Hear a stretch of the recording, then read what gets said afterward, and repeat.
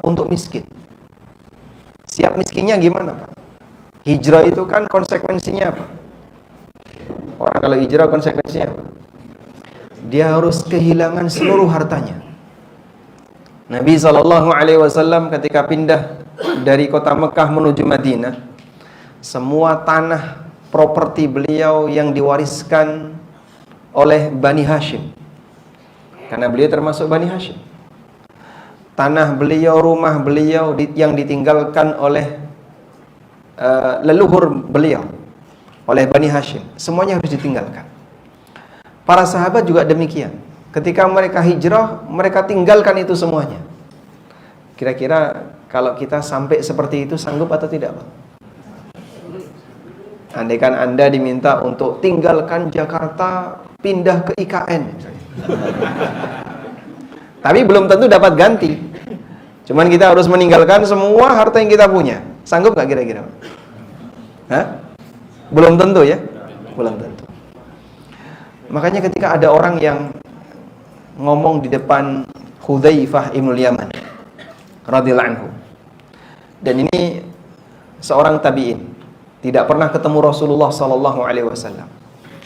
Orang ini bilang di hadapan Hudzaifah, andaikan aku ketemu Nabi SAW, pasti beliau akan saya gendong kemana-mana untuk memuliakan Rasulullah SAW. Apa jawab Hudzaifah? Rumangsamu. Paham rumangsamu? Jangan GR dulu. Belum tentu kamu sanggup seperti itu.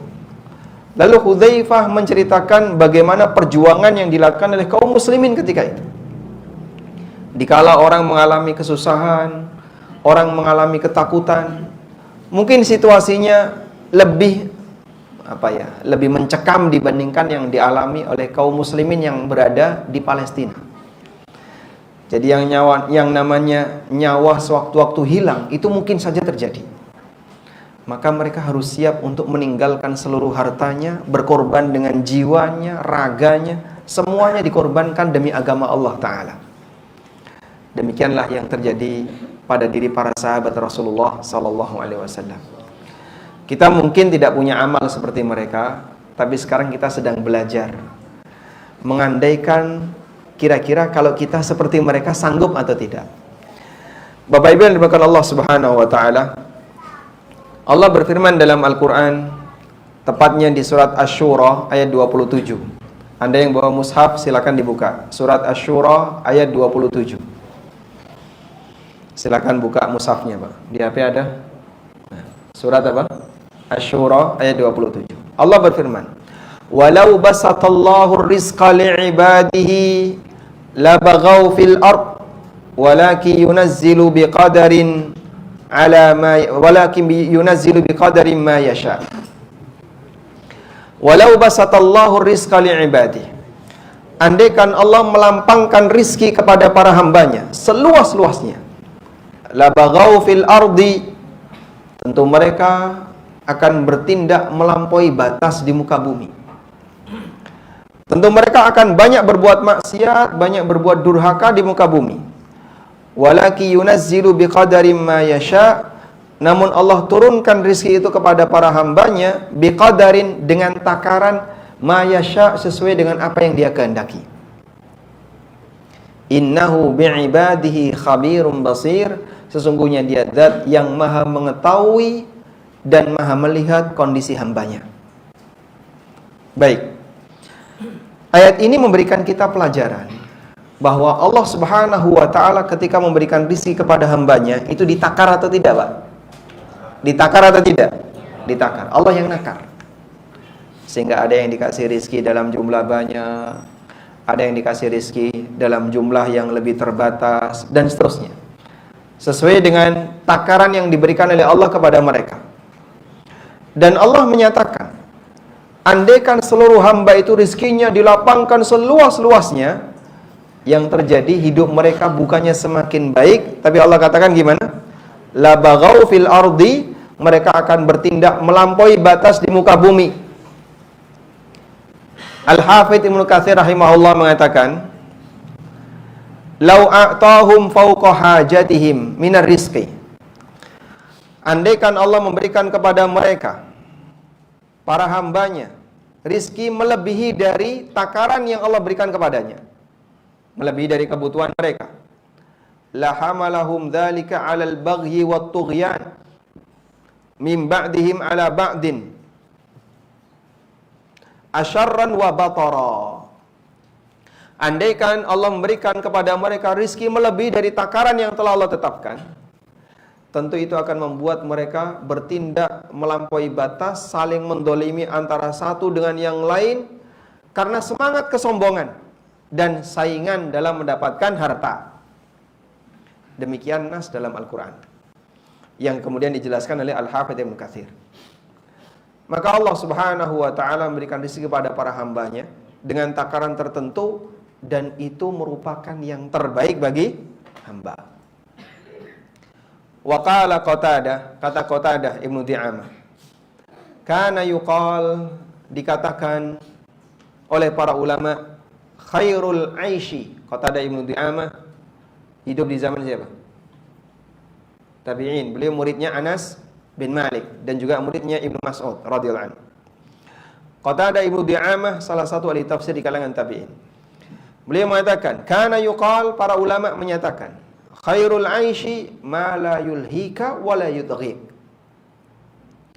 Kehidupan yang terbaik, rizki yang diterima oleh seorang hamba yang terbaik adalah ketika dia diberi oleh Allah harta, tapi tidak membuat dia lalai sehingga sibuk dengan hartanya lalu dia meninggalkan kewajibannya, wala yudghika, dan tidak membuatmu mendolimi orang lain. Misalnya bersikap sombong kepada orang lain, merasa angkuh di hadapan orang lain, merasa dia lebih tinggi di hadapan orang lain disebabkan karena harta yang dia punya. Kata Qatadah, rizki yang terbaik adalah yang tidak membuatmu lalai dan tidak membuatmu mendolimi orang lain. Kemudian Qatadah menyebutkan hadis, innama akhafu alaikum ma yukhrijullahu min zahratil hayatid dunya. Yang aku khawatirkan kepada kalian adalah ketika Allah Subhanahu wa ta'ala memunculkan di hadapan kalian perhiasan-perhiasan dunia, lalu manusia berlomba untuk mendapatkannya. Kemudian Allah Subhanahu wa ta'ala mengatakan, walaki yunazzilu biqadari ma yasha. Namun Allah turunkan rizki itu dengan takaran sesuai dengan apa yang dia kehendaki. Yang itu merupakan kondisi terbaik bagi hamba sehingga mereka tidak saling mendolimi antara satu dengan yang lain. Kata Al-Hafidz Ibnu Katsir, walakin yarzuquhum minar rizki ma yakhtaruhu mimma fihi salahuhum wa huwa a'lamu bidzalika. Lalu Allah memberikan rizki kepada mereka, ma yakhtaruhu, sesuai dengan apa yang Allah pilihkan untuk mereka, yang itu merupakan kebaikan bagi mereka. Wa huwa a'lamu bidzalika, dan Allah paling tahu tentang apa kondisi yang terbaik bagi hambanya. Fayughni may yastahiqul ghina, Allah jadikan kaya bagi mereka yang terbaik dalam kondisi kaya. Wa yufakkiru may yastahiqul faqra, dan Allah jadikan fakir bagi orang yang memang kondisi terbaiknya adalah dalam kondisi fakir, sesuai dengan apa yang Allah pilihkan untuknya. Baik, kembali kepada pertanyaan tadi. Jika kita sudah menyadari akan hal ini, bahwa kondisi rizki para hamba yang diterima oleh hamba yang terbaik adalah sesuai dengan apa yang menjadi pilihan Allah, maka kembali kepada pertanyaan tadi, mana yang lebih baik, jadi kaya yang bersyukur atau miskin yang sabar?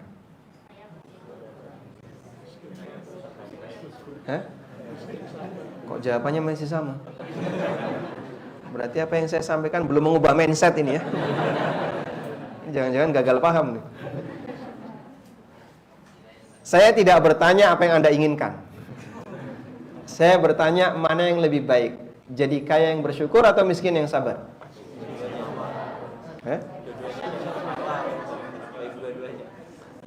Yang terbaik adalah siapa yang lebih bertakwa kepada Allah. Allah Subhanahu wa ta'ala Maha Adil. Dia memberikan ibadah kepada seluruh hambanya. Allah memberikan peluang ibadah kepada seluruh hambanya, sehingga tidak ada istilah, enggak, saya orang kaya saja yang bisa ibadah, orang miskin enggak bisa.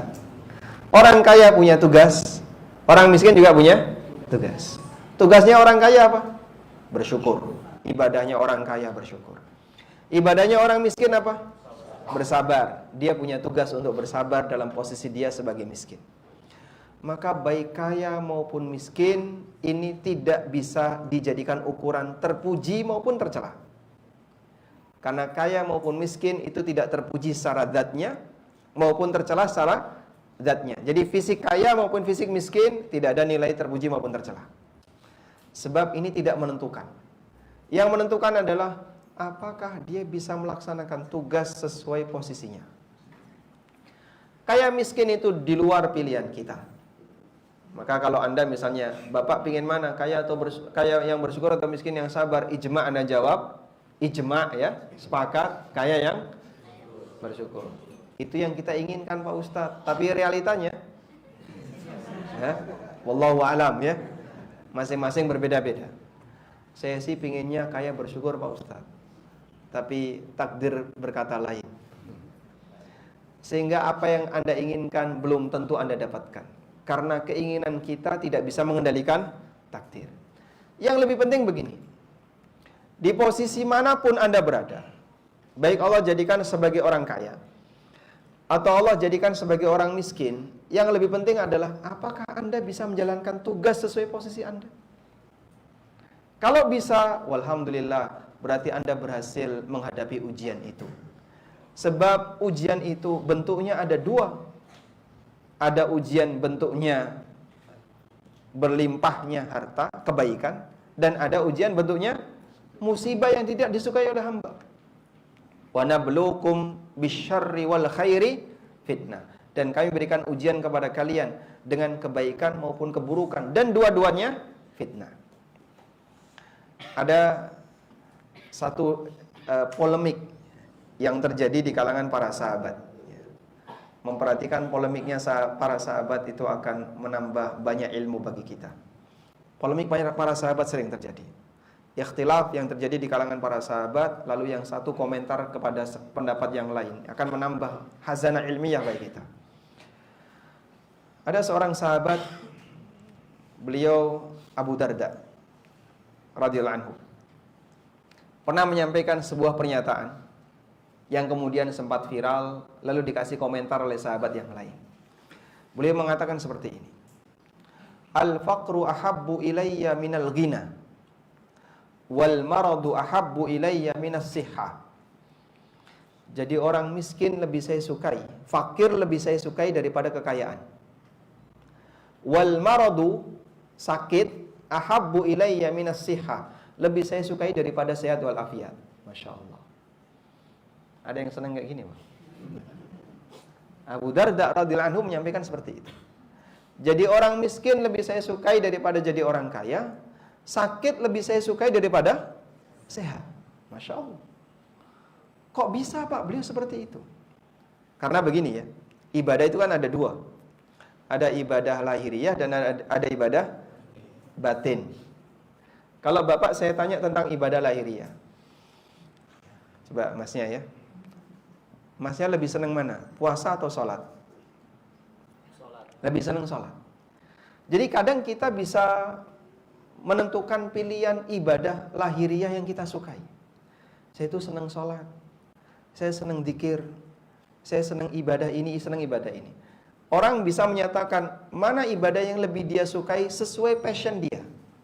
Nah, masing-masing orang punya passion yang berbeda-beda dalam urusan ibadah. Ada yang senang puasa, tapi kalau disuruh sholat males.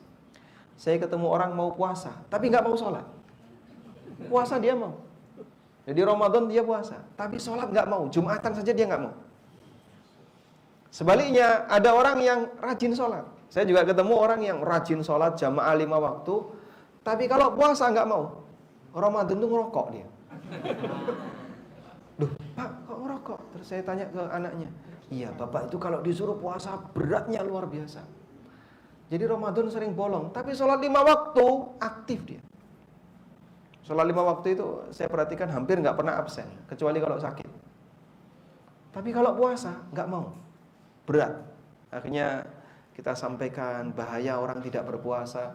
Alhamdulillah beliau berusaha untuk berjuang puasa, ya, walaupun rasanya katanya sakit banget kalau puasa, meskipun sehat, ya. Tayyib. Masing-masing orang punya passion ibadah yang berbeda. Nah, demikian pula dalam masalah batin. Ada sebagian orang yang punya passion ibadah batin yang berbeda dengan yang lain. Dan beliau bisa mengenali. Abu Darda itu merasa sabar lebih menenangkan bagi batin saya daripada syukur. Sehingga beliau merasa kalau saya sabar itu rasanya dekat sama Allah. Ketika saya sedang sabar, saya bisa beribadah dengan serius, saya bisa nangis ketika ibadah. Yang belum tentu bisa dirasakan oleh mereka yang sedang dapat nikmat. Anda pernah nggak bersyukur sampai nangis? Ada nggak orang yang saking senengnya bersyukur sampai nangis? Mungkin ada, tapi jarang, ya. Tapi kalau orang dapat musibah, kemudian dia sholat sambil nangis, ada banyak. Nah, itu contoh. Jadi Abu Darda merasa bisa menikmati dikala saya sedang dapat musibah, saya sedang diuji oleh Allah dengan kesabaran, saya bisa merasa dekat dengan Allah. Saya bisa menikmati ibadah saya bisa nangis ketika itu. Yang belum tentu itu bisa dirasakan oleh mereka yang beribadah dalam posisi dia dapat nikmat. Maka dikala itulah Abu Darda radhiyallahu anhu mengatakan, jadi orang miskin lebih saya sukai daripada orang kaya. Jadi orang sakit lebih saya sukai daripada sehat. Karena beliau merasa di posisi itu saya bisa banyak bersabar dan saya merasakan kedekatan dengan Allah. Karena nikmatnya itu didekat dengan Allah. Bermunajat kepada Allah, merasa dekat dengan Allah, merasa sangat butuh kepada pertolongan Allah. Di saat itulah beliau sedang merasakan kenikmatan. Baik. Kalimat ini viral sampai terdengar cucu Nabi sallallahu alaihi wasallam Hasan bin Ali radhiyallahu anhu. Lalu Hasan bin Ali radhiyallahu anhu mengomentari keterangan Abu Darda. Beliau mengatakan seperti ini. Rahimallahu Abu Darda. Amma ana. Semoga Allah merahmati Abu Darda. Kalau menurut pendapat saya, manittakala ila khairi ikhtiyarillahi lahu lam yatamanna syai'a. Barang siapa yang pasrah terhadap pilihan terbaik yang Allah berikan kepadanya, maka dia tidak akan berangan-angan untuk memiliki apa yang tidak sedang dia alami. Dan para ulama mengatakan ijtihadnya Hasan lebih tinggi daripada Abu Darda. Sehingga dalam polemik ini walaupun terjadi beda pendapat, tapi pernyataan Hasan bin Ali radhiyallahu anhu lebih mengena daripada pernyataan Abu Darda.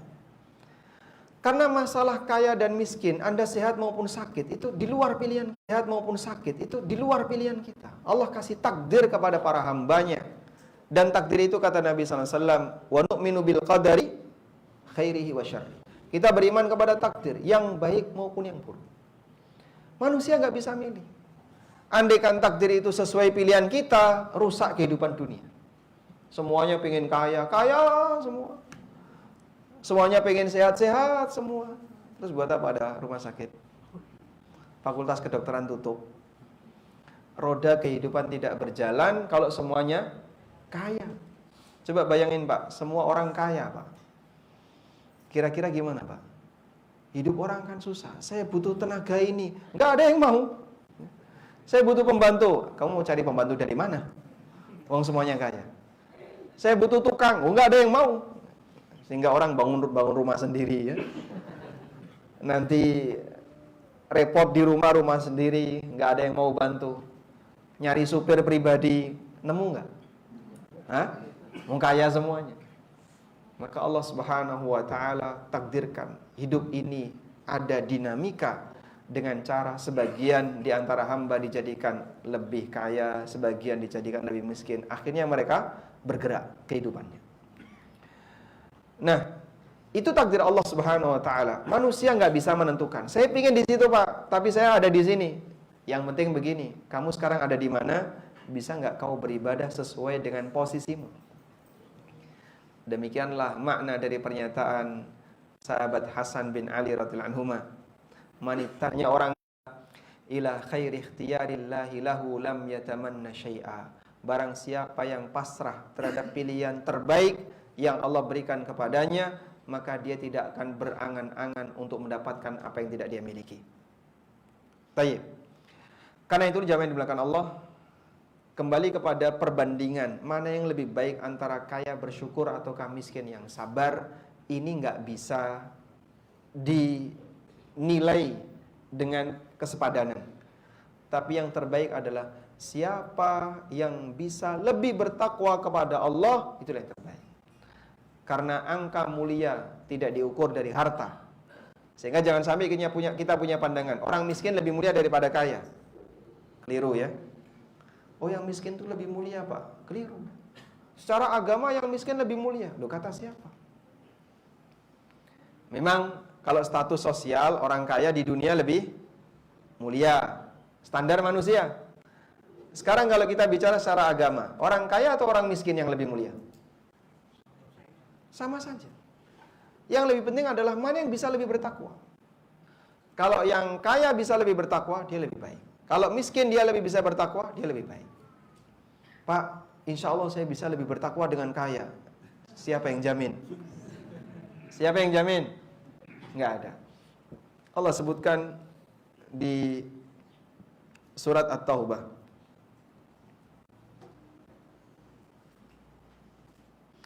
Di surat At-Taubah ayat 75.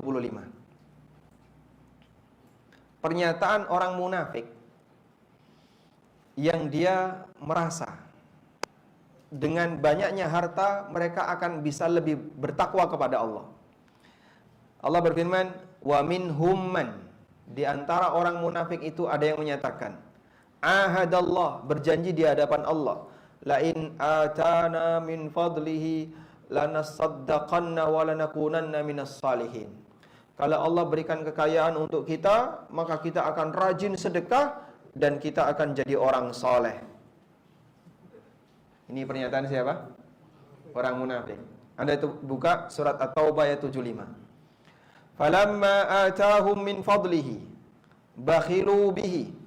Ketika Allah memberikan kepada mereka harta karunia-Nya, bakhilu bihi, dia pun bakhil. Wa tawallau, dan berpaling. Wa hum mu'ridun, dan dia cuek. Dia melupakan apa yang pernah dia ucapkan. Yang katanya dulu berjanji di hadapan Allah, kalau Allah kasih saya harta yang banyak, maka saya akan bersedekah dan saya akan jadi orang soleh. Ternyata ketika diwujudkan, dia tidak memenuhi janjinya. Maka orang ini dihukum oleh Allah Subhanahu wa ta'ala. Bentuknya apa? Allah kunci hatinya dan dia jadi orang munafik. Fa'aqabahum nifaqan fi qulubihim ila yaumi yalqaunahu bima akhlafullaha ma wa'aduhu wa bima kanu yakdzibun. Lalu Allah Ta'ala mengkunci hati mereka. Allah memberikan hukuman kepada mereka dengan Allah kunci hatinya menjadi hati munafik. Ila yaumi yalqaunahu, sampai hari dia ketemu Allah. Maksudnya sampai apa? Sampai mati. Sampai hari mereka ketemu Allah, sampai mati. Bima akhlafullaha ma wa'aduhu, disebabkan mereka menyalahi janjinya di hadapan Allah, wa bima kanu yakdzibun, dan disebabkan karena dusta yang mereka lakukan.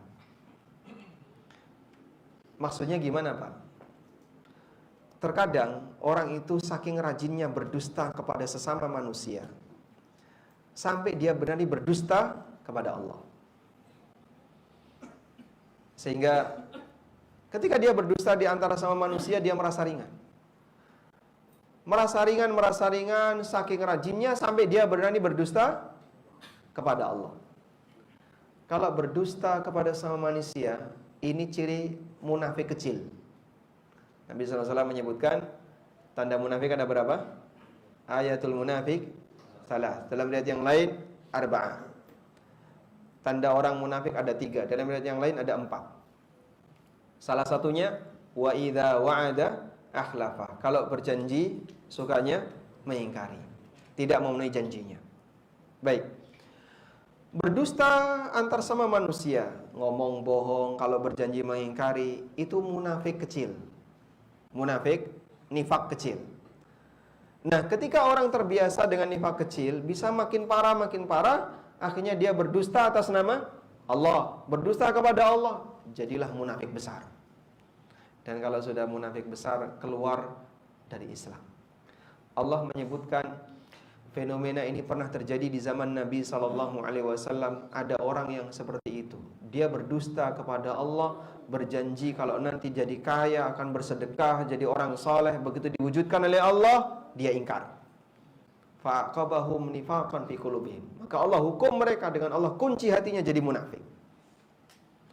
Makanya kalau sampai ada orang yang batinnya misalnya ya menyatakan kalau Allah kasih saya harta seperti ini, saya akan ini, saya akan ini, dan Allah tahu dia jujur atau tidak,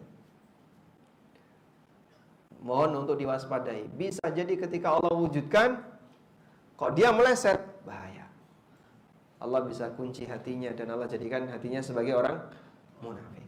Allah tahu tingkat kejujuran kita. Karena itu yang lebih penting, seperti yang dipesankan oleh Hasan bin Ali radhiyallahu anhu, lam yatamanna syai'a, dia tidak berangan-angan, tidak mengharapkan apa yang sedang tidak dia miliki. Sehingga di posisi apapun, ada jangan berharap posisi sebelah. Yang lebih penting adalah kamu bisa nggak kerjakan tugasmu di posisi ini. Dan Allah Maha Adil, masing-masing hambanya diberi tugas oleh Allah Subhanahu wa Ta'ala sesuai posisinya. Artinya semuanya punya peluang untuk dapat pahala. Orang kaya punya peluang dapat pahala, yang miskin juga punya peluang dapat pahala. Baik, Anda sudah ngantuk?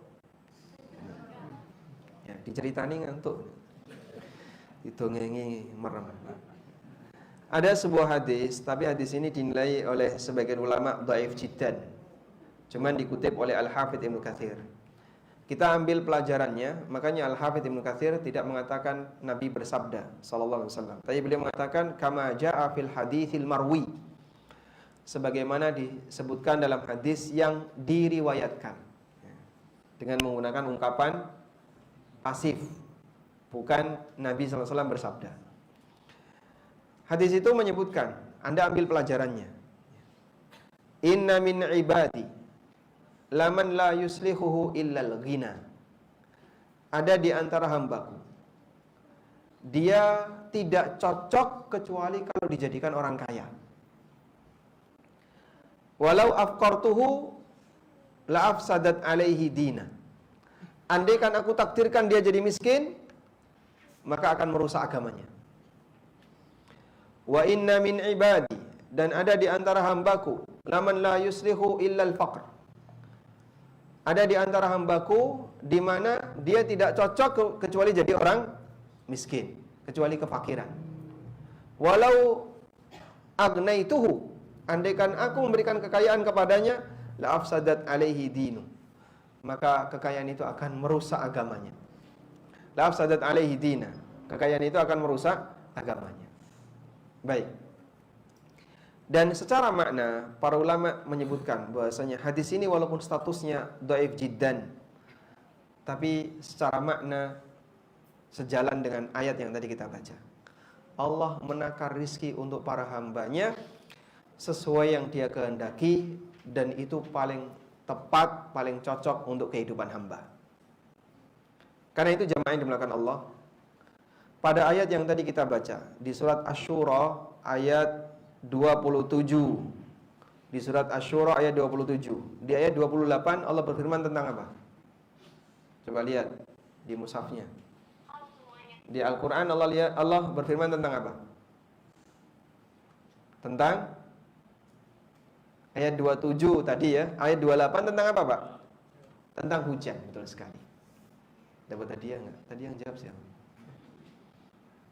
Bapak yang jawab ya. Baik, nanti dapat hadiah, Pak. Alhamdulillah. Oh, enggak jadi. Kasih yang lain. Barangkali voucher Haji Furoda, Pak.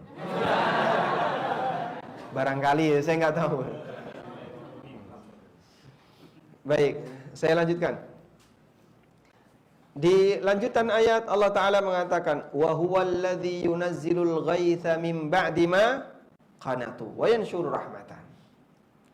Dialah zat yang menurunkan hujan mim ba'di ma qanatu, manusia dalam kondisi sangat membutuhkan, dalam kondisi paceklik, kekeringan, kekurangan air.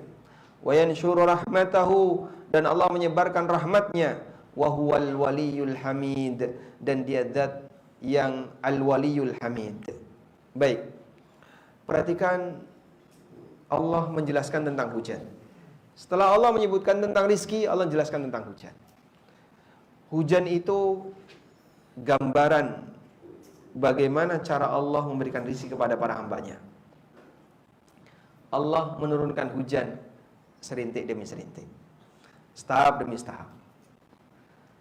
Tidak sebagaimana Allah turunkan air terjun. Coba Anda bayangkan, andaikan hujan itu seperti air terjun, kira-kira gimana, Mas? Hancur semua bangunan yang ada di muka bumi. Manusia nggak bisa hidup. Dan Allah mampu.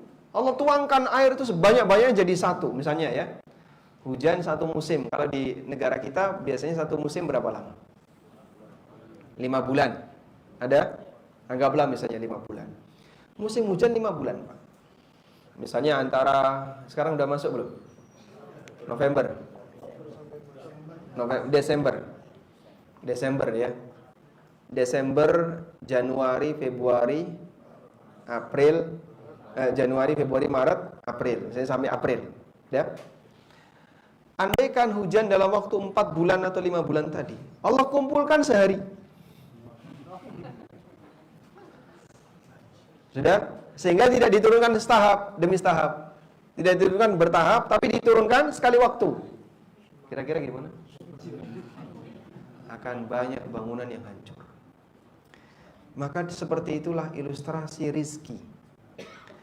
Allah kasih rizki kita sepanjang usia.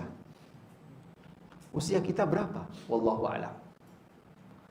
Sehingga jangan berharap buru-buru pengen cepat sekali waktu langsung blek datang banyak.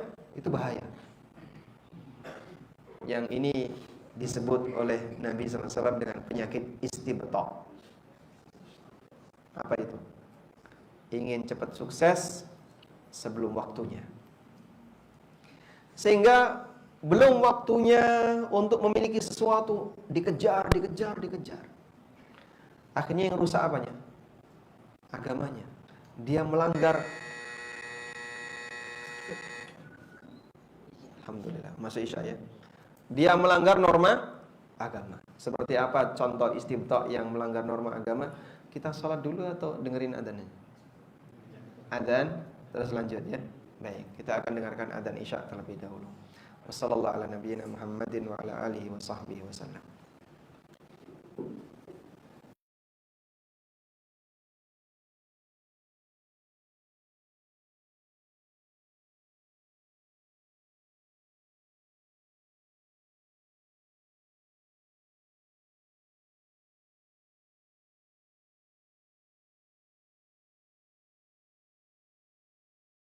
Dapat harta dalam jumlah banyak.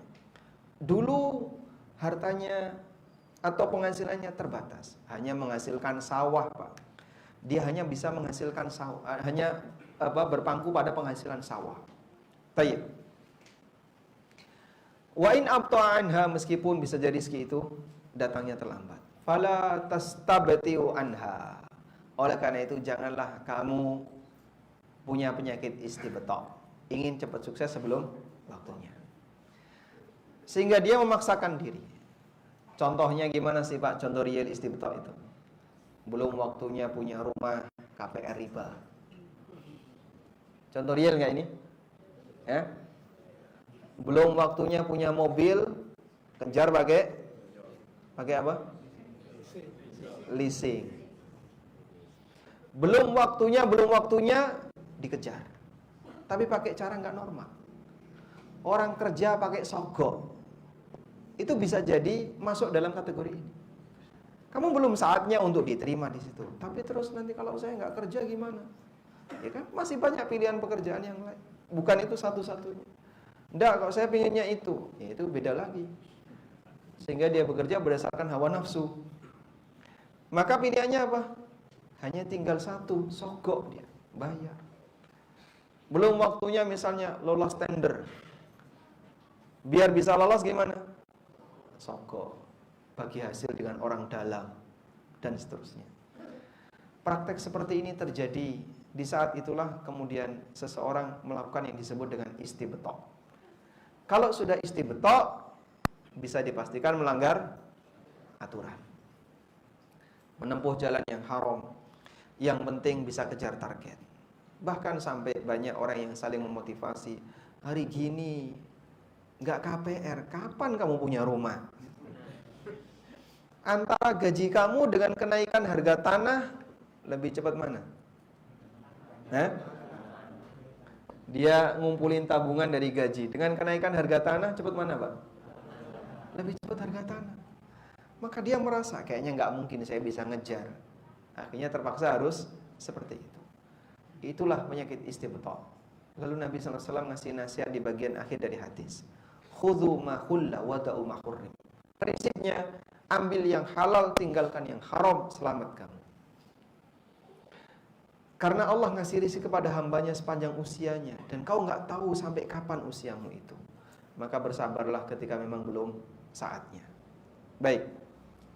Selanjutnya, Rasulullah SAW pernah menyampaikan sebuah kekhawatiran beliau kepada para sahabatnya dalam hadis riwayat Bukhari Muslim. Nabi SAW mengatakan, Wallahi mal faqra akhsha alaikum, walakinni akhsha alaikum an tubsatad dunya alaikum kama busitat ala man kana qablakum.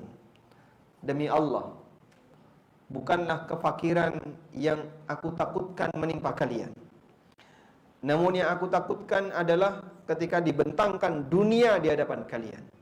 Kama busitat ala man kana qablakum, sebagaimana dibentangkan kepada kaum sebelum kalian. Fatanafasuha kama tanafasuha, lalu kalian berlomba-lomba untuk mendapatkannya sebagaimana orang dulu berlomba-lomba untuk mendapatkannya. Wa tuhlikakum kama ahlakathum, lalu dunia membinasakan kalian. Membinasakan di sini bukan menghancurkan fisik ya, membuat orang jadi menyimpang, semakin jauh dari aturan, semakin maksiat, membinasakan, rusak dari sisi tatanan sosial. Kama ahlakathum, sebagaimana dulu dunia telah membinasakan orang sebelum kalian. Baik, save dulu hadis ini ya, hadis dari Bukhari Muslim yang mungkin Bapak Ibu sering mendengarkannya. Sekarang ada hadis yang lain. Dalam hadis yang lain, Nabi SAW berdoa kepada Allah meminta perlindungan dari kefakiran. Sebagaimana disebutkan dalam hadis riwayat Bukhari Muslim juga dari Aisyah radhiyallahu anha. Rasulullah SAW berdoa, wa a'udzu bika minal faqri wal kufri. Dan aku berlindung kepadamu ya Allah dari fakir. Wa a'udzu bika min fitnatil faqri, dan aku berlindung kepadamu ya Allah dari fitnah fakir, ujian fakir. Di satu hadis beliau mengatakan, bukanlah bukanlah kekayaan yang membuat aku takut menimpa kalian, kemiskinan yang aku takutkan, tapi kekayaan yang dibentangkan. Dalam hadis ini Nabi SAW berdoa lindung kepada Allah dari apa? Kefakiran. Bagaimana komprominya? Ada satu penjelasan yang sangat bagus yang disampaikan oleh Syekh Safiyur Rahman Al-Mubarakfuri dalam buku beliau Minnatul Mun'im fi Syarhi Sahihi Muslim. Kata beliau, wala ta'arada bainal haditsain. Dua hadis tadi tidak saling bertentangan. Walhamdulillah. Rasulullah SAW pada hadis Aisyah, beliau minta perlindungan kepada Allah dari sifat fakir. Maksudnya adalah maqad yantiju anhu minal wuqu'i fil haram. Beliau berlindung kepada Allah dari ujian fakir yang sampai menyebabkan orang terjerumus kepada yang haram. Au syubhah dunal mubalah, atau bahkan dia menelan harta syubhat, mengambil harta syubhat tanpa peduli aturan. Atau yang ketiga, as-sakhat ala qada'illahi ta'ala wa qillatis sabri, atau dia benci dengan takdir Allah, murka dengan takdir Allah. Dan betapa banyak orang yang gagal dengan ujian fakir. Di saat dia diuji oleh Allah dengan kondisi kefakiran, yang terjadi apa? Benci dengan keputusan Allah. Dia benci dengan takdir Allah. Selanjutnya, wa ammal hadithul akhar. Sedangkan hadis bahwa Nabi SAW tidak merasa takut kefakiran menimpa para sahabat. Fayuhtamalu anna sababa khasyatihi sallallahu alaihi wasallam huwa ilmuhu anna dunya satuftahu alaihim.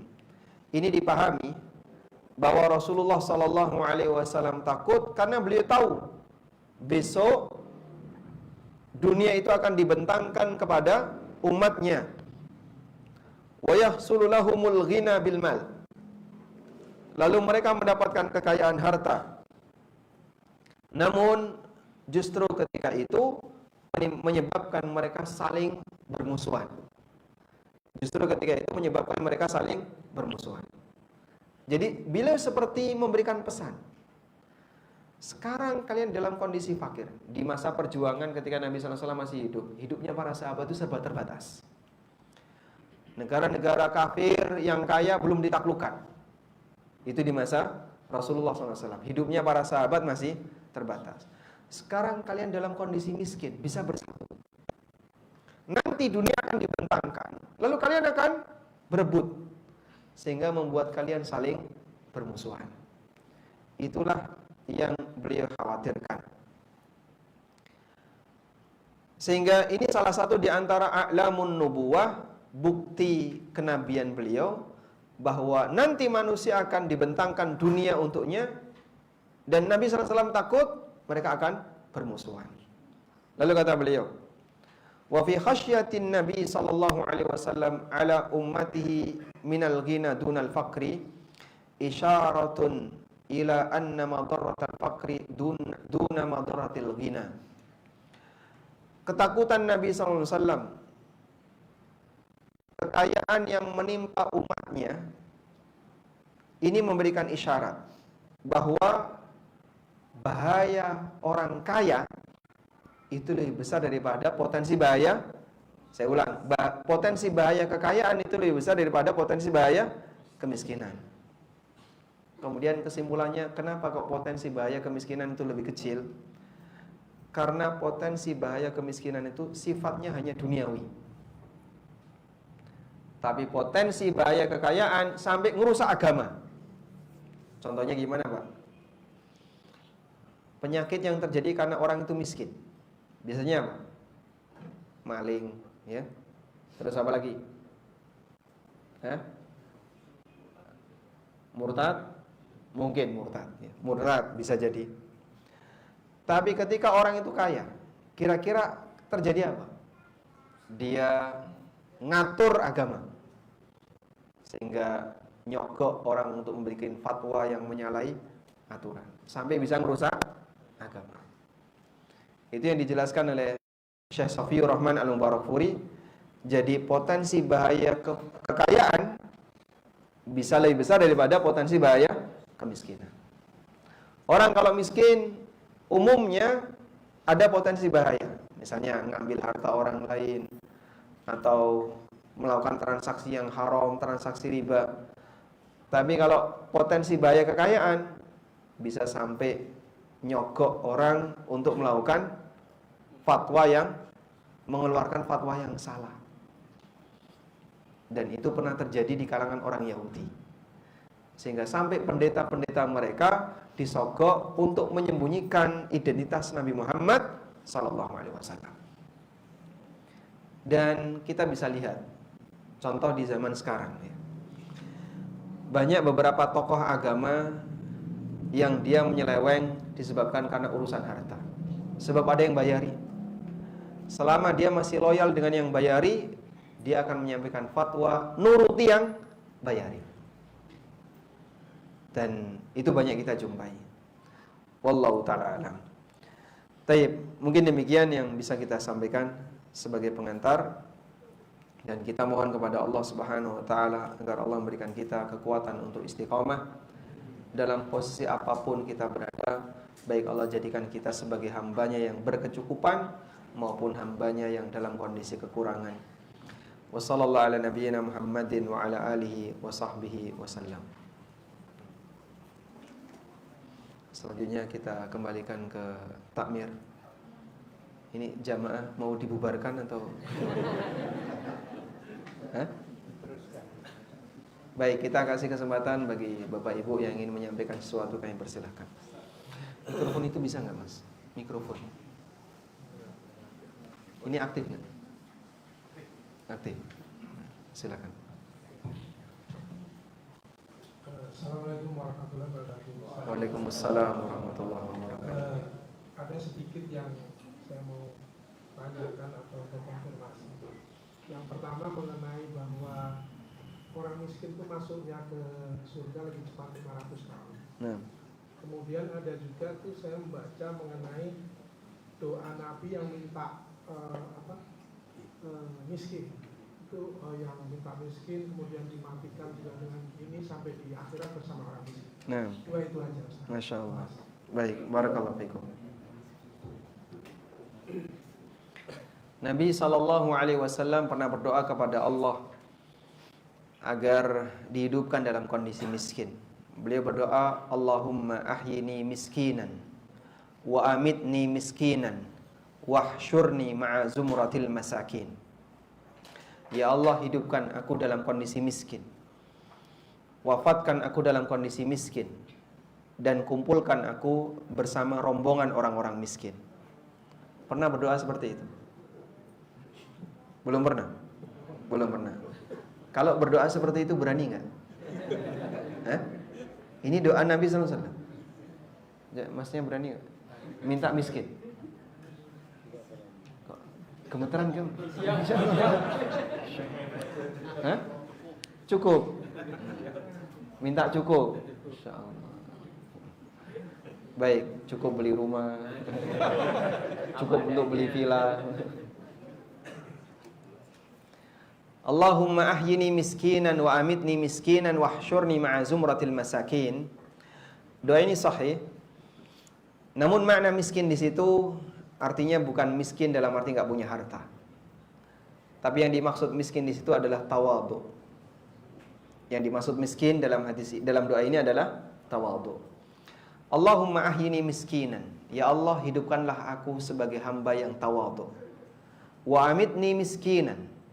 Dan wafatkan aku, matikan aku dalam kondisi tawadhu. Wahsyurni ma'a zumratil masakin.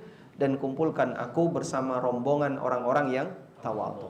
Itu doa Rasulullah SAW. Mohon kepada Allah agar dijadikan sebagai hamba yang tawadhu. Baik. Sehingga yang dimaksud miskin di sini bukan miskin dalam arti tidak punya materi, tapi yang beliau maksudkan adalah mohon kepada Allah agar dijadikan sebagai hamba yang tawadhu. Selanjutnya mengenai orang miskin masuk surga lebih dulu dibandingkan orang kaya. Apakah itu benar? Jawabannya ini benar, disebutkan dalam hadis riwayat Muslim. Rasulullah SAW pernah bersabda, Inna fuqara'al muhajirin yadkhulunal jannata qabla aghniyaihim bi arba'ina kharifan. Sesungguhnya orang miskin muhajirin mereka masuk surga sebelum orang kaya muhajirin dengan selisih 40 tahun. Bi arba'ina kharifan, dengan selisih 40 tahun. Ini hadis terkait sesama muhajirin. Kita tidak punya amal hijrah sebagaimana para sahabat. Muhajirin kaya dengan muhajirin miskin masuk surga duluan sebelum yang kaya dengan selisih 40 tahun. Dan disebutkan dalam hadis yang lain bahwa fuqara'ul muslimin yadkhulunal jannah qabla aghniyaihim binisfi yaumin.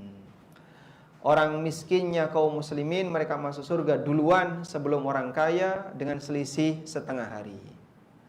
Fi yaumin kana miqdaruhu alfi sanatin. Dalam satu hari yang takarannya sama dengan 1000 tahun, maka setengah hari sama dengan 500 tahun.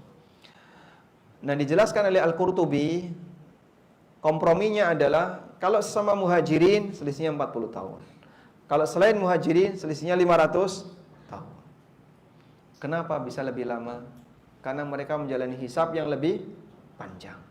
Sehingga dengan kekayaan yang dia miliki, dia menjalani hisab. Apa yang dihisab dari harta?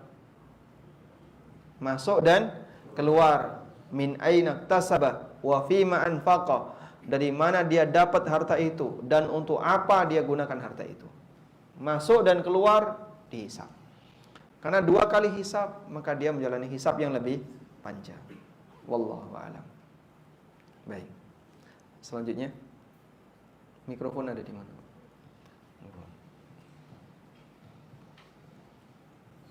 Assalamualaikum warahmatullahi wabarakatuh. Waalaikumsalam warahmatullahi wabarakatuh. Ustaz, mungkin bagaimana cara kita dari ini dengan cara selalu syukur dan sabar? Bagaimana cara agar selalu bisa syukur dan sabar? Untuk sabar berarti miskin dulu. Dapat musibah dulu gitu. Baik. Silakan mikrofon dipindah ke sana. Bagaimana caranya agar kita bisa menjalani hidup ini dengan syukur dan sabar? Sebenarnya secara teori insya Allah kita paham. Inti dari syukur adalah selalu merasa bahwasanya nikmat yang saya miliki ini datang dari Allah, bukan karena kehebatanku, bukan karena jasaku, bukan karena amal ibadahku, tapi murni karena pemberian Allah. Sehingga menghadirkan perasaan ini semuanya datang dari Allah, saya layak untuk berterima kasih kepada Allah. Demikianlah rasa syukur. Allah gambarkan rasa syukur ini terkait Nabiullah Sulaiman alaihi salatu wassalam. Ketika singgasana Ratu Bilqis sudah berhasil dipindahkan, Nabi Sulaiman alaihi salatu wassalam pada saat melihat singgasana itu, falamma ra'ahu mustaqiran indahu qala, ketika beliau melihat singgasana itu sudah berada di sisinya, beliau mengatakan, inna hadza min fadli rabbi liyabluwani aashkuru am akfur. Ini semuanya adalah karunia dari Allah. Semuanya adalah pemberian dari Allah, bukan karena kehebatanku, tapi semuanya adalah murni pemberian Allah. Allah hendak mengujiku, apakah aku bisa bersyukur ataukah sebaliknya aku akan kufur nikmat.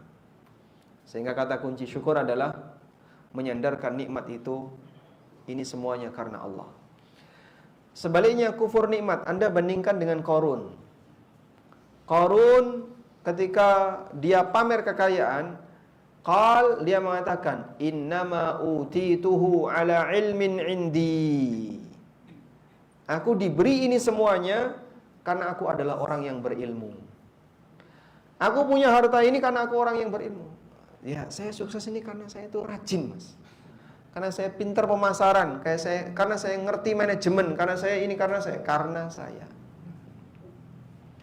Yang dengan itu Allah tenggelamkan hartanya. Dan itulah bentuk kufur nikmat. Baik. Sementara sabar kasmihi seperti namanya. Ada buah namanya buah sober. Ini pahit rasanya, tapi enak di badan. Ya, jadi seperti buah obat ya. Kayak orang makan brotowali, tahu brotowali Pak? Ya. Pahit ya. Tapi selesai minum itu rasanya seger. Maka para ulama mengatakan as-sabru kasmihi. Sabar itu seperti namanya. Rasanya pahit, murrun ta'muhu wa khullun fi akibatihi. Rasanya pahit tapi nyaman dampaknya. Sabar juga seperti itu. Orang sabar itu rasanya nggak enak. Jadi dia merasa nggak nyaman, dia merasa nggak enak, pingin segera lepas dari masalah. Tapi dia bertahan. Jangan sampai mengucapkan kalimat yang dimurkai Allah. Jangan sampai hatinya misalnya membenci kepada takdir Allah. Sehingga kunci sabar itu dia tidak melakukan maksiat dikala dapat musibah. Itulah sabar. Dia tidak melakukan maksiat dikala dapat musibah. Baik maksiat fisik, lisan maupun hati. Nah, hati ini yang sulit. Kadang dia sakit, anggaplah misalnya sakit 1 bulan, padahal dia sehat bertahun-tahun ya. Sakit 1 bulan, rasanya kayak apa? Kok nggak sembuh-sembuh toh? Dosa saya itu apa ya Allah? Kenapa saya dikasih penyakit seperti ini? Lupa dosanya dia. Padahal dia dosa bertahun-tahun, Masya Allah. Tapi dia melupakan dosanya. Dan banyak orang yang sakit seperti itu. Dia nggak sabar dengan ujian yang Allah berikan kepadanya. Lalu batinnya benci dengan ketetapan Allah dan seterusnya. Nah, selanjutnya. Waalaikumsalam warahmatullahi wabarakatuh. Masalah rumah tangga. Masya Allah.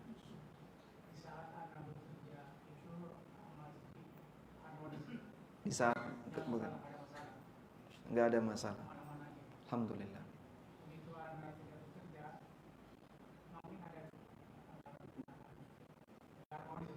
Ada dinamika, ada kejadian. Dinamika itu bahasa halusnya konflik ya.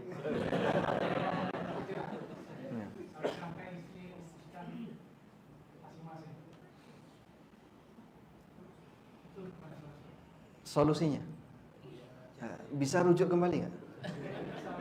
Bisa ya. Baik.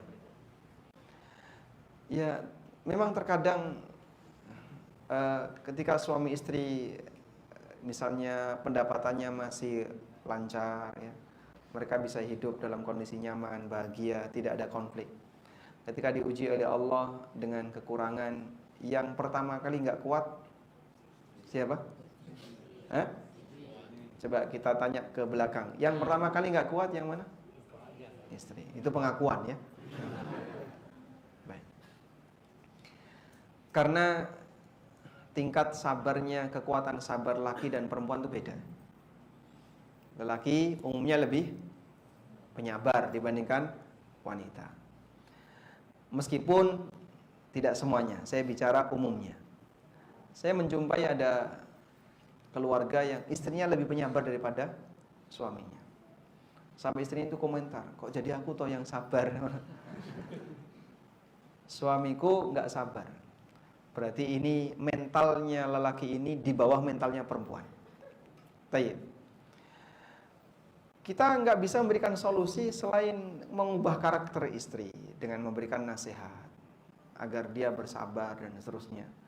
Karena Allah memberikan ujian kepada masing-masing hamba dengan ujian yang beragam. Dan mungkin bisa diingatkan bagaimana sabarnya Hajar radhiyallahu anha. Sehingga sampaikan, wahai istriku, andaikan kamu dilamar sama Nabi Ibrahim, mau enggak? Yang nanti akan diberi ujian oleh Allah seperti ujian yang dialami oleh Hajar. Kira-kira sanggup enggak? Enggak sanggup. Saya pernah tanya di sebuah kajian ibu-ibu, andaikan ibu-ibu dilamar oleh Nabi Muhammad SAW, bersedia atau tidak? Bingung. Saingannya kan banyak Pak ya. Mau jawab nggak, mau rasanya gimana, mau jawab, mau tantangannya berat. Aisyah radhiyallahu anha pernah menceritakan, keluarga Nabi SAW dapurnya nggak ngepul selama berapa lama? Selama summa tala'al hilal, summa tala'al hilal. Terbit hilal berikutnya. Sementara dapur Nabi SAW nggak lebih dari sebulan. Sekarang banyak Pak, dapurnya nggak ngepul. Iya, gas entek. Kenapa dapurnya Aisyah nggak ngepul? Nggak ada yang dimasak. Mau masak apa? Mau masak apa? Nggak ada yang dimasak. Sampai sahabat tanya, terus Anda makan apa? Ma akalna illa aswadain.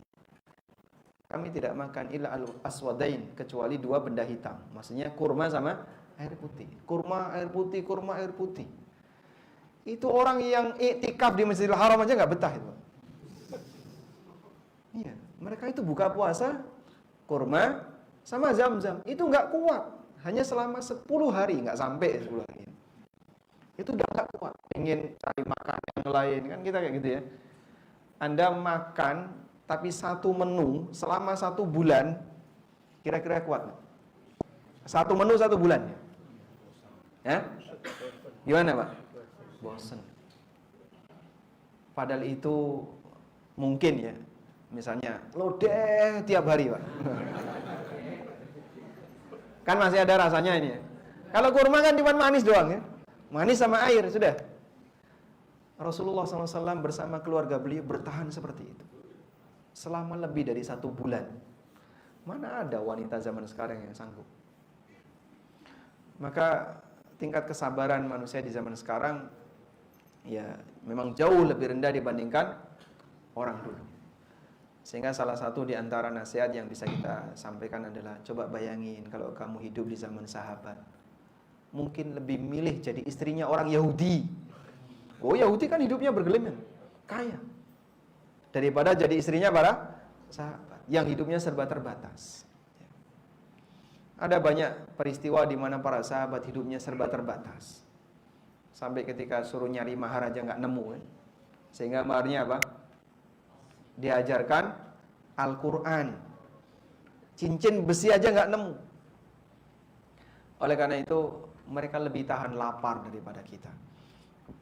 Karena itu mungkin nasihat-nasihat seperti ini yang bisa kita sampaikan. Sabar. Anda nggak bakalan mati selama masih hidup.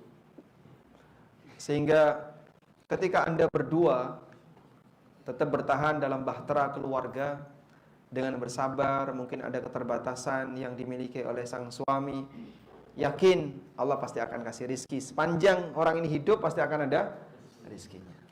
Karena rizki nggak bakalan geser. Wallahu a'lam. Saya mau Assalamualaikum. Waalaikumsalam warahmatullahi wabarakatuh. Semacam konfirmasi. Nggih, monggo. Saya pernah datang di satu kajian itu dibilang ini Mas. Jadi kalau suatu kehidupan kita di dunia ini yang belum diatur dalam Al-Quran dan hadis, katanya dia bisa pakai akal. Kehidupan yang belum diatur dalam Al-Quran dan hadis pakai akal. Dia pakai akal. Nah, saya kaget terus terang. Kok demikian? Apakah benar demikian atau gimana? Soalnya kan sebelum Nabi wafat itu kan sudah disebutkan, sudah disempurnakan darinya akal belum begitu. baik. Insyaallah. Terima kasih. Segala sesuatu yang belum diatur dalam Al-Quran dan hadis boleh pakai akal, dicerna dengan akal. Tayyib. Apakah ini benar? Kalau kita berbicara tentang kesempurnaan agama, al-yauma akmaltu lakum dinakum, itu berkaitan dengan urusan agama. Ya. Jika yang dimaksud penceramah tersebut adalah urusan dunia, bukan urusan agama, untuk urusan dunia silahkan pakai akal, itu betul. Sehingga Bapak misalnya mau mengembangkan bisnis, cari di Quran, nggak nemu. Gimana sih Pak, biar transaksi online itu bisa makin laris? Itu cari di Quran nggak nemu, cari di hadis nggak nemu. Mana sih lafadz online? Kan nggak ada ya. Terus gimana? Ya silakan Anda kreasi. Nah, sehingga orang dalam ini boleh berinovasi, boleh berkreasi. Karena urusan dunia. Dan Nabi SAW mengatakan dalam hadis riwayat Muslim, antum a'lamu bi umuri dunyakum. Kalian lebih ngerti tentang urusan dunia kalian. Sehingga jika yang beliau maksudkan adalah bagi urusan dunia, silakan manusia pakai logikanya untuk mengembangkan, berinovasi, silakan. Bikin mobil, cari dalilnya di Quran ya nggak nemu. Sehingga orang berkreasi misalnya bikin teknologi baru untuk kendaraan yang dia miliki, boleh? Boleh. Karena ini bukan urusan agama, ini urusan dunia. Baik. Coba bedakan dua kalimat ini. Kalian lebih ngerti tentang urusan dunia kalian. Kalimat yang kedua, kalian lebih ngerti tentang hukum urusan dunia kalian. Sama atau beda? Beda. Baik, yang disabdakan Nabi SAW yang mana? Yang pertama atau yang kedua? Yang pertama. Sehingga kalau bicara hukum, yang lebih ngerti siapa? Beliau. Karena hukum itu urusan agama. Hukum halal atau haram, ini boleh atau tidak, itu urusan agama. Inil hukmu illa lillah. Hukum itu milik Allah. Maka manusia nggak bisa buat hukum untuk urusan agama, halal haram, boleh atau tidak. Sudah? Sehingga dalam urusan dunia yang dikembalikan oleh Nabi SAW kepada umatnya adalah masalah teknis, masalah sistem, masalah pola, inovasi dan seterusnya. Tapi kalau masalah hukum, kembalikan kepada agama. Wallahu a'lam. Begini Pak Ustaz. Waktu itu dikasih contoh. Dia ngasih contoh. Ya, kalau kita bangun rumah itu kan biasa dikasih pagi, tepung dan seterusnya. Ya kan itu satu. Kedua itu nggak apa-apa katanya. Orang bangun rumah dikasih padi, Ya kan kalau masang itu masang atap. Di Jakarta masih ada kayak gitu. biasanya kan dikasih contoh. Di Jogja aja udah sepi kayak gitu. Kedua dia bilang kalau di acara perkawinan Ya. ada midodareni. Midodareni. Itu bagus silakan aja dilakukan. Nah, gitu. Contohnya beda dengan Ustaz ceritakan. Oh iya, Masya Allah. Oh, kalau memang maksudnya membela klenik ya beda. Klenik itu pakai akalnya siapa? Jadi misalnya ya, orang mau pasang atap, terus naruh padi, itu pakai akalnya siapa? Secara logika gimana ini? Hah? Gimana? Nyambung nggak? Nggak nyambung. Nih, secara logika nggak nyambung. Jadi kalau dia bilang di awal yang tidak diatur dalam Al-Quran maupun hadis, orang boleh pakai akal. Terus dia nyambung ke klenik. Klenik itu pakai akalnya siapa? Semua klenik itu nggak masuk akal. Maka klenik itu kenapa dilakukan? Karena latar belakang ideologi. Saya meyakini seperti ini, keyakinan dia yang bicara, bukan akal. Gitu ya. Beda kalau misalnya seperti ini. Ini plus ketemu minus. Kalau disentuh nyetrum. Nah, itu akal ya. Bukan keyakinan. Ya. Nyetrum itu akal atau keyakinan, Mas? Pembuktiannya pembuktian empiris, rasional. Sehingga orang jadi tahu kenapa ini nyetrum. Oh, karena seperti ini. Orang sakit misalnya ya. Apa sakitnya kayak gini? Oh, pindahkan ke telur. Jadi dipindahkan ke telur. Udah? Akhirnya jadi telur asin. Karena kerasukan penyakit. Bisa nggak? Pakai akalnya siapa? Begitu? Tapi kalau penyakit seperti ini, oh ini harus dioperasi. Ini harus terukur nggak itu? Terukur. Terbukti secara empiris. Ada panduan ilmunya. Maka semua klinik itu nggak ada panduan ilmunya. Ngawur semuanya. Tapi kenapa dilakukan? Pakai keyakinan. Dia melandasinya dengan keyakinan. Contoh ya, pawang hujan itu ada protapnya. Jadi tahu biting Pak? Lidi. Lidi terus apa dikasih lombok apa kan? Dan terus seperti ini biar nanti menolak hujan. Ya. Anggaplah ini kan tidak diatur dalam Al-Quran dan hadis. Maka orang boleh pakai akal. Yang kayak gini pakai akalnya siapa? Masuk di akalnya siapa? Pada waktu kejadian Mandalika itu ya. Ya. Kemudian dukunnya gagal. Itu kan jadi meme-nya orang ateis. Orang-orang Eropa. Yang ada di situ kan orang-orang Eropa yang dari Spanyol. Dia buat meme. Di Indonesia ada keajaiban dunia seperti ini. Ini sama-sama tindak orang yang dia nggak percaya agama, nggak percaya Tuhan, ateis dia. Tapi pakai logika dia, ini nggak masuk akal. Maka dibuatlah meme. Viral ya, meme itu. Sehingga di Eropa ada, Indonesia ada kayak gini. Orang yang nggak punya agama saja, itu tahu ini nggak masuk akal. Maka kita yang punya agama juga yakin ini nggak masuk akal.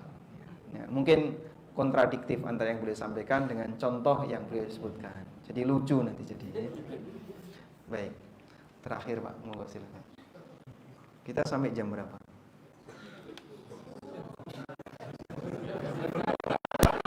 Saya tanya, Anda mau tidur sini atau pulang? Mau tidur sini atau pulang? Nah, makanya jangan lama-lama, kita sebentar lagi mau pulang. Silakan Pak. Waalaikumsalam warahmatullahi wabarakatuh. Tadi di awal disebutkan membandingkan sahabat Nabi Abu Darda dan Hasan. Hasan. Tapi kemudian diikat dengan effort atau usaha. Kalau kemudian saya menangkapnya mungkin beberapa itu suka menggunakan ayat Ar-Rahman 11 tapi dipenggal dengan Alhamdulillah Bismillahirrahmanirrahim. Lahu mu'aqibatun min baini yadayhi wa min khalfihi yahfazunahu Min amrillah. Dia suka dipakai ujungnya doang, innallaha la yughayyiru ma biqaumin hatta yughayyiru ma bi anfusihim. Tapi kemudian kalau ujungnya ada conclusion sama Allah, wa idza aradallahu qaumin musu fala maradallah wa man lahu min dunihi wali. Ketika kemudian di ujungnya kan seperti ini, artinya bahwa kok sepertinya muqarrar takribnya Allah nggak suka gitu langsung. Ujungnya gimana memahami ayat ini kalau tiga effort bahwa ujungnya mohon maaf kalau menurut Siap, Masya Allah. itu ujungnya buruk. Padahal orang kono ya makanya usaha dulu dan itu hubungannya tadi kan menggunakan kaum. Ada rezeki pribadi, ada rezeki kaum. Mohon maaf ini yang kemudian dengan dipahami. Apakah kemudian seorang Abu Darda mengambil itu sehingga kemudian bagi dirinya melihat keadaan kaum sekarang, apalagi kalau kita mau sekarang di tingkat pemerintah mau berubah ya barang-barang bagaimana gitu. Jadi itu kan inna khalaqnahu min syai'in qadar, kalau Allah memang sudah mengukur ini bagaimana memahami ayat ini dalam bentuk usaha. Dan misalnya Bapak tadi kan mencontohnya saya kalau nggak dapat usaha, dan sekarang banyak kan usahanya kalau orang-orang kan bilang yang haram aja habis dapatnya, apalagi yang padahal luas halal itu. Itu gimana memahaminya? Mohon maaf kalau memberikan. Assalamualaikum warahmatullahi wabarakatuh. Waalaikumsalam warahmatullahi wabarakatuh. Baik. Pertama begini Pak, kita sudah bersinggungan dengan masalah takdir ya, dari yang Bapak sampaikan tadi. Dan takdir itu perbuatan Allah terhadap para hambanya dan merupakan rahasia Allah. Sehingga seperti apa yang akan terjadi pada diri kita besok, yang akan terjadi pada diri kita tahun depan, atau di ujung hidup kita nggak ada yang tahu. Ya? Baik mengenai ajal kita nggak tahu, rizki juga kita nggak tahu, apakah kita jadi orang yang sukses ataukah gagal kita nggak ada yang tahu. Begitu? Ini berkaitan dengan masalah takdir. Kita berbicara di ruang yang berbeda, yaitu berkaitan dengan perbuatan manusia dan bagaimana mengkondisikan suasana batin. Kalau kita berbicara tentang perbuatan manusia dan mengkondisikan suasana batin, maka kita menggunakan panduan seperti yang tadi disampaikan dalam hadis maupun yang disampaikan dalam nasihat sahabat. Seperti yang tadi sudah kita baca, bahwa rizki sudah ditetapkan oleh Allah, maka kamu jangan jadi orang yang punya penyakit istibta sampai nabrak aturan dalam rangka ngejar target dunia. Karena nanti kamu akan berdosa. Udah? Kemudian ini lain, kita juga meyakini semua rizki dan takdir hamba yang lainnya sudah ditetapkan. Baik. Tapi di poin ini kita nggak tahu. Itu rahasia Allah. Oleh karena itu, jika mau disinkronkan, prinsipnya adalah silahkan bekerja untuk mencari yang terbaik. Namun masalah hasil semuanya telah ditetapkan oleh Allah dan tawakal kepadanya. Ya, kalaupun kita mendapatkan hasil tidak sesuai yang kita inginkan, orang yang punya takdir buruk ya, maka sikap apa yang harus saya lakukan? Allah kasih kita ujian, silakan kamu bersabar. Kalaupun kamu mendapatkan hasil dari apa yang kamu harapkan, maka ingat, ini takdir baik, itu juga ujian dari Allah. Sikap apa yang harus saya lakukan? Allah kasih tugas syukur. Gitu. Sehingga di ayat yang tadi Bapak baca, lahu mu'aqibatun min baini yadayhi wa min khalfihi yahfazunahu min amrillah. Allah memiliki malaikat mu'aqibat yang menjaga manusia dari depan dan belakang atas ketetapan Allah. Ya? Sehingga tidak ada satupun musibah yang mengenai hamba kalau belum Allah takdirkan. Maka manusia bergerak kemanapun, dia tidak akan mendapatkan musibah kalau musibah itu belum Allah tetapkan. Sebab ada malaikat penjaga. Namun Allah jelaskan, innallaha la yughayyiru ma biqaumin hatta yughayyiru ma bi anfusihim. Allah tidak akan mengubah kondisi hamba sampai mereka sendiri mengubah kondisinya. Kalau dia pengen baik, ya berusaha untuk bekerja. Jangan diam saja. Karena yang namanya tawakal itu unsurnya dua. Usaha dan pasrah. Begitu ya. Kalau diam saja, berarti dia belum mewujudkan tawakal yang sejatinya. Sebab Allah perintahkan kita untuk berusaha. Kalau kemudian orang beralasan, kan sudah ditakdirkan. Kamu tahu takdirmu kayak apa? Nggak tahu. Kalau nggak tahu, jangan jadikan alasan. Sesuatu yang tidak kita ketahui, jangan dijadikan alasan. Sesuatu yang tidak kita ketahui, jangan dijadikan alasan. Baik. Dan memang kadang pembahasan masalah takdir ini membingungkan. Tapi apapun itu, kita pusing bahas takdir, nggak bakalan ngubah takdir. Jadi takdir akan terus bergerak. Maka sudahlah, bagian ini jangan dibuat pusing. Intinya pahami sesuai nas, begitu, bahwa kita diminta untuk bekerja dalam rangka mencari yang terbaik. Hasil Allah yang menetapkan. Kalaupun ketetapannya sesuai dengan yang Anda inginkan, syukur. Jangan merasa seperti Qarun, innama utituhu ala ilmin indi. Aku sukses karena aku pinter. Itu salah. Sebaliknya, ketika hasil akhirnya tidak sesuai yang kita inginkan, orangnya punya apa? Takdir buruk. Ini ujian. Maka kita dikasih tugas sabar. Sebab hidup ini, di dunia ini sedang menjalankan tugas.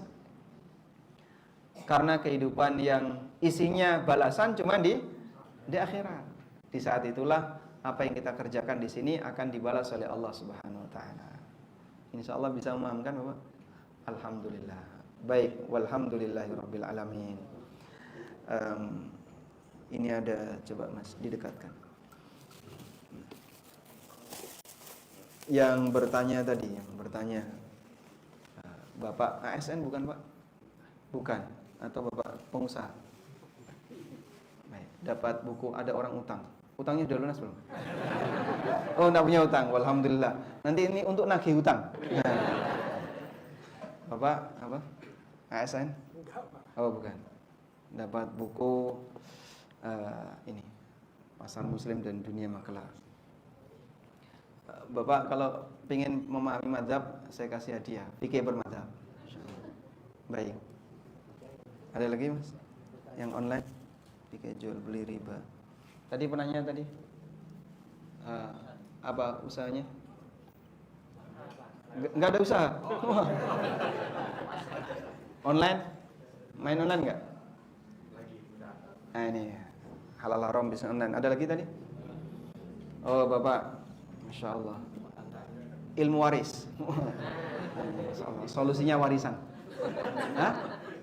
Udah punya? Oh, ini punya? Baik. Untuk ilmu waris, untuk ibu. ASN ada ASN? ASN angkat tangan. Calon. Kalau diterima. Ada ASN Bapak? Masya Allah. Pertanyaannya. Gimana? Mau jawab nggak? Hah? Insya Allah. Baik. Pertanyaannya, ASN itu akadnya apa Pak? Menjadi ASN itu akad apa?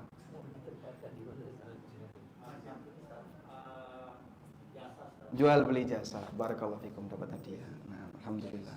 Baik. Nanti bisa diambil ke panitia ya. Nah. Yang sepanjang hidupnya tidak pernah utang riba. Oh banyak, alhamdulillah. Nggak pernah utang riba ya.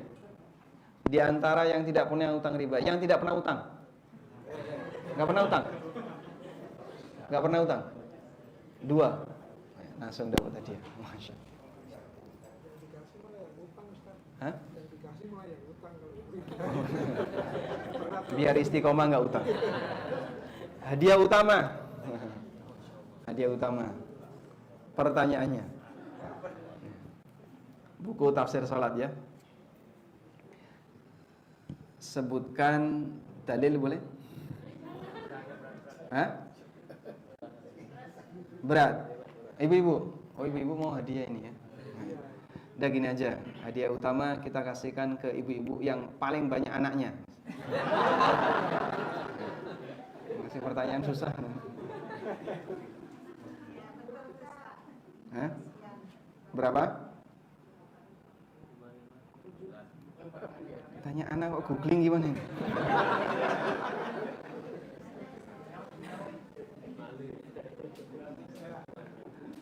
6 ada 6? 5. Di atas 5 ada? 5,5? Enggak ada. Dapat hadiah yang Masya Allah. Barakallahu fikum. Baik, demikian yang bisa kita sampaikan, semoga bermanfaat. Wassallallahu ala nabiyyina Muhammadin wa ala alihi wa sahbihi wasallam. Wa akhiru da'wana alhamdulillahi rabbil alamin. Wassalamualaikum warahmatullahi wabarakatuh.